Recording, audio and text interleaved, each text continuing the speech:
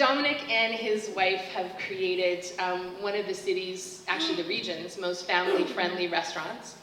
And you can sometimes see him greeting people in the doorway, but more often than not, he's in the back getting his hands dirty, actually rolling the dough. And I think you actually made the pizzas that we're having here tonight? Undoubtedly. Undoubtedly. All right, awesome. Dominic actually has a background in finance, which is a great route into the restaurant industry for any of you who are wondering. It's good to have that business sense on the outside of it. And then he got interested in sustainability management and led projects helping organizations to transform their waste into value-added products. Did you know that you can grow shiitake mushrooms atop apple cider waste? I did not know that, but if it comes up on Trivial Pursuit, we're all hooked up now, right? When Dominic started Rocky Mountain, he wanted a business that would have 3 interrelated components: a family restaurant, a wholesale business, and they now create over 800 pizzas a day for grocery stores out of their Kits location, and a society dedicated to teaching kids about sustainability and food. And they now teach over 1,000 students a year in the GVRD about how to grow their own food, create their own healthy snacks, and eat better than they otherwise would. So I am delighted to introduce you to Dominic Fielden.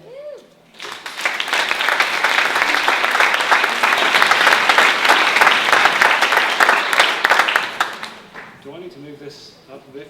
Yeah, tilt that up. Is that good? Excellent. Well, thank you very much for inviting me. In fact, today I wasn't invited. It was my wife that was invited to talk.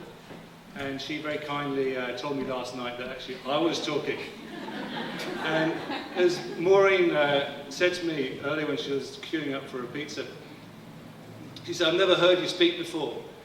And that's because my wife normally does the public engagements.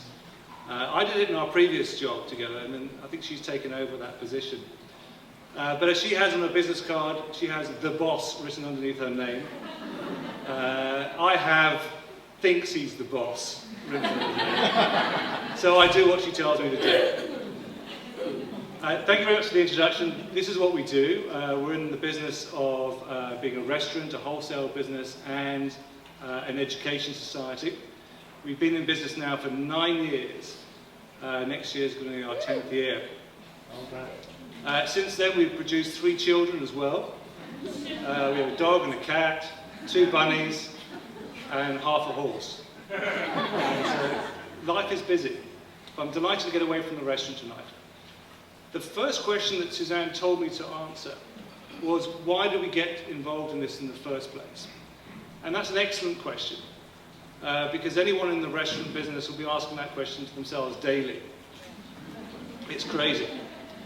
We had a very nice consultancy business in the UK, and before that I was in the finance industry, but it wasn't fulfilling our wishes. We were making money for people, we were making good money ourselves, but our social and environmental responsibility buttons were not being pressed.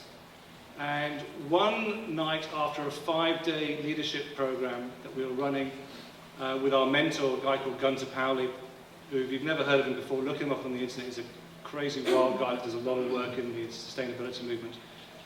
And he was staying at our house, and the last night we had way too much to drink. Way too much. And he asked me the question, "Are you happy doing what you're doing?" And I said, "Yes, I am happy doing what we're doing, except that it's not fulfilling our sustainability wishes." And he said, "Dominic, you say this every time I see you. Stop complaining about it, go off and do it." I said, "All right, I will." And of course, after several bottles of wine, you start inventing stuff that you might regret later. And by the end of the evening, it was pizza. And for about a year after that, I was researching the food industry and pizza in general. And then we opened up Rocky Mountain Flatbread. In Canmore, Alberta, of all places. And that's because we were on holiday in Banff. As you might tell, we're from England. And we're going to do this in England, and the holiday in Banff happened, and I said, "Suzanne, we've got to do it here. This is way better than England. This is so nice." And an attribute of an entrepreneur is you do spontaneous and stupid things from time to time. Well, 3 days into that holiday, we bought a house. Actually, we didn't buy a house. I put a very small deposit down because I could only take $500 a day out of the ATM. I made a small promise to buying the house. Man City changed that? They're not in Canmore. 2 months later, we did buy the house. We ended up in Canmore and started. I think one of the other questions that Suzanne asked me today is, what are some of the things that we've done right over the last 9 years? And this is a really important thing, because we've probably done more things wrong in the last 9 years. So remembering the things we've done right is a lot easier. One of the things is to be a major part of your community. And if it wasn't for that, I don't think we'll be in business. We've almost been out of business so many times in the last 9 years. And it really is the community that keeps us keeps us sound, keeps us in there, keeps us loyal to our customers, and our customers loyal to us. And the Education Society is a major part of that. It's one of Suzanne's roles. She has many roles. The Education Society was set up at the same time as we set the business up, and it works within schools to promote social and environmental entrepreneurship, but also nutrition. So recently we've been setting up a lot of school gardens, which are absolutely fantastic at this time of year. I think we've got about 5 or 6 schools up and running. And what the kids do is they farm those gardens, and they take that produce and then sell it. So they get to understand the business process of actually producing something and then selling it. And then that money goes back into the gardens again. Fabulous program, really great program. The other business is the manufacturing business of manufacturing frozen pizzas. And that's another reason for our success, is to invent businesses that are alongside our core business, which is the restaurant business, but complement it and get the brand out there and make money at the same time. So it's always my intention to spend as little money on advertising promotion as possible, and actually create businesses that promote each other. And in the food industry, as everyone that's in it knows, the margins are tiny. And it's so important to leverage whatever muscle you've got. And I have consultants, I see consultants on a regular basis, and they say, Dominic, focus on one business. Just focus on the restaurant business, or focus on the manufacturing business, or get out of those businesses and just have fun in the gardens. And the answer is no, I won't do that. They're complementary and they reinforce each other, and they're free. Another big important part of our success is surrounding ourselves with people that know the business better than you do. Yeah. And that's what Suzanne and I do. We've got fantastic staff. I've never been in the restaurant business before. I've never been in the manufacturing business before. I knew nothing about it, other than the fact that I spent probably half my childhood at my grandparents' at a small sheep farm. Either at their sheep farm or they had a hotel as well. And so I spent a lot of time within that business, but not actually working in it. I was also working in the kitchens and so forth, like you were, Amanda, but the kitchen never liked me being there. I ate too much of their ice cream. So surround yourself with people that know the business really well. We did that from the very start. We had a fantastic chef that joined us for a few years. He designed our menu. He told us how to run a restaurant. He employed a fantastic sous chef, who is now our chef partner, and has been for 6-7 years now. And then alongside that, I have advisors as well that I can call upon, and they tell me what to do or not to do,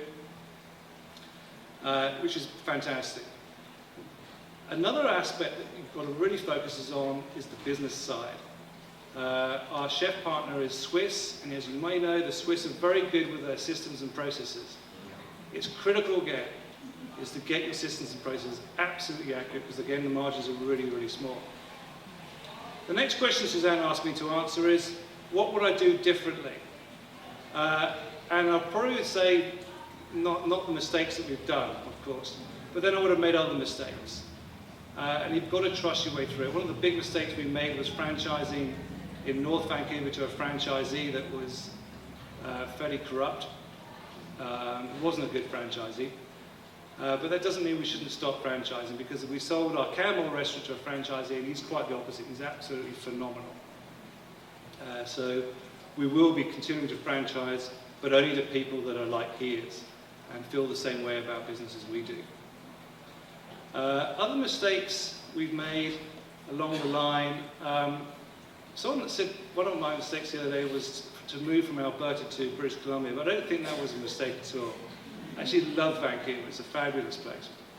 And certainly from a business perspective, Alberta is very strong economically, but Vancouver is where this whole movement is really being pushed from, and this is the place to be.